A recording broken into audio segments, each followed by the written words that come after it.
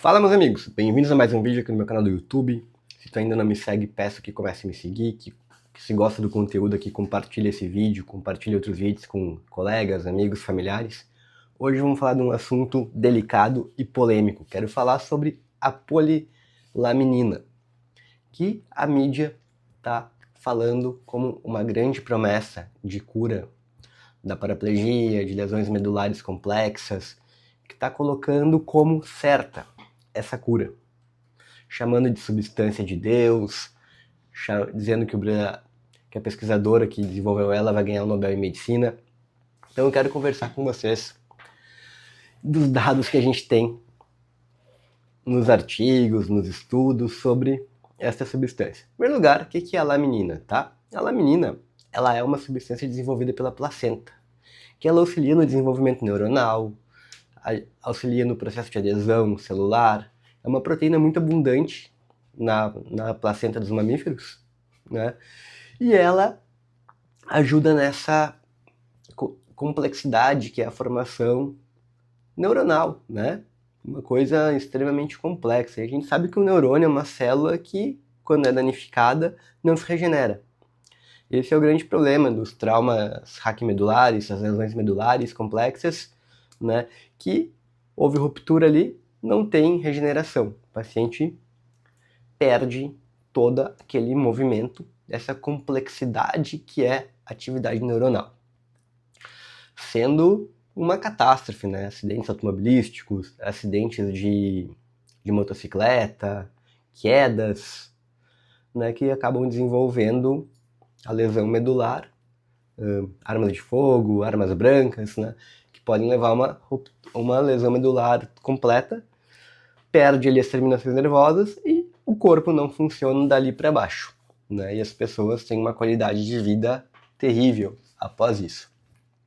Então é uma coisa extremamente alentadora, né? Essa substância que a mídia está mostrando que algumas pessoas que usaram ela recuperaram os movimentos. E isso está caindo como uma promessa de que foi descoberta a cura para a paraplegia. Então é aí que eu quero entrar com vocês. Não é bem assim a história, tá? Provavelmente muita gente não vai gostar do que eu vou falar aqui, mas eu vou falar exatamente o que a gente tem de dados até o momento. Até hoje, 22 de fevereiro de 2026, não existe nenhum estudo publicado confirmando isso.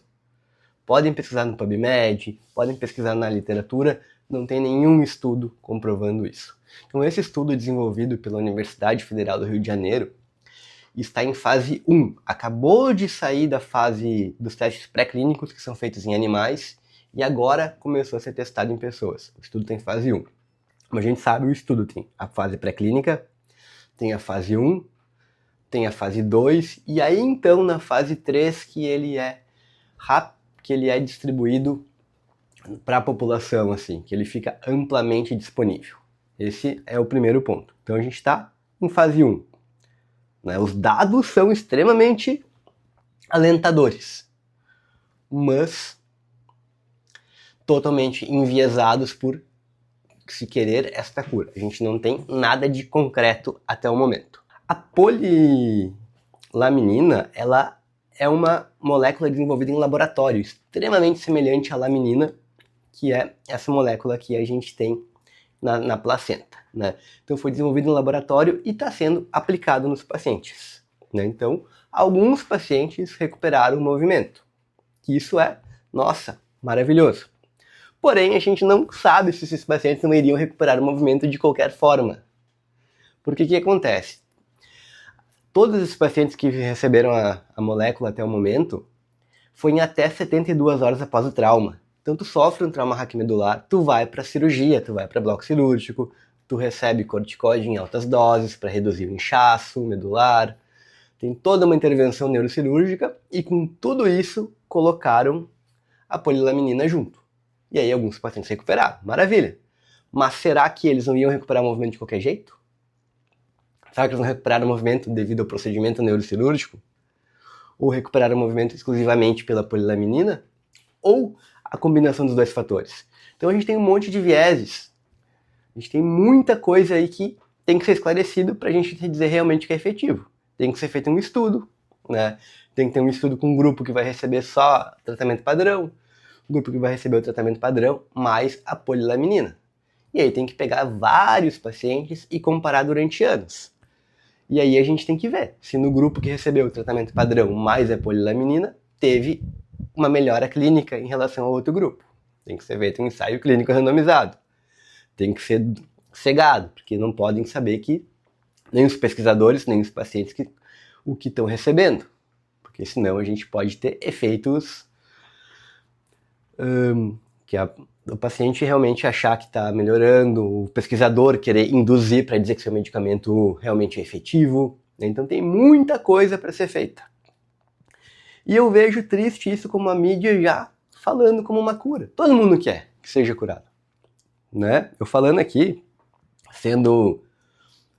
falando essas coisas para vocês podem achar que eu tô querendo que não. Mas não, claro, eu quero que funcione muito. Todo mundo quer que funcione muito. Seria maravilhoso um medicamento assim. Mas a questão é, faltam dados. A mídia está sendo extremamente precoce em vendendo este peixe como a cura. Tá? Então tem muita coisa para rolar.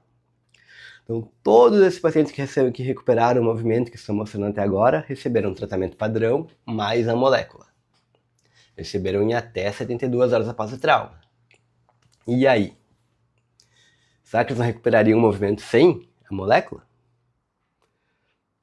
Essa aqui é a grande questão. Não recuperar o movimento devido ao procedimento, aos cuidados médicos?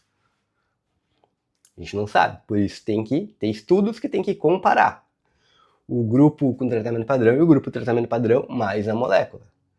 A gente tem que fazer esses dois braços, tem que acompanhar esses pacientes por um período e ver quantos % a mais do que recebeu a intervenção da molécula, da polilaminina, teve melhora em relação ao grupo do tratamento padrão. Primeiro ponto. Segundo ponto. O grupo que está recebendo a molécula está tendo alguma outra coisa? Uma molécula que recupera terminações nervosas, uma molécula que ajuda nisso. Será que é segura a longo prazo? Será que o paciente não pode ter um evento adverso, alguma coisa pelo uso dessa molécula? Isso também tem que ser acompanhado no estudo. Não adianta recuperar o movimento e ter um tumor na medula devido a um crescimento desordenado de células, por exemplo. Né? Tumor na coluna. Quando vê, ter algum outro evento adverso grave a longo prazo com o uso da molécula. Recupera o movimento, mas 3 anos depois tem um negócio. A gente não sabe. Então, além de fazer os braços de comparar a eficácia, tem que comparar a segurança. E tem que comparar a segurança em curto prazo e a segurança em longo prazo. A gente tem que ser acompanhado por anos para ver se é seguro ou não. Então tem muita coisa para rolar.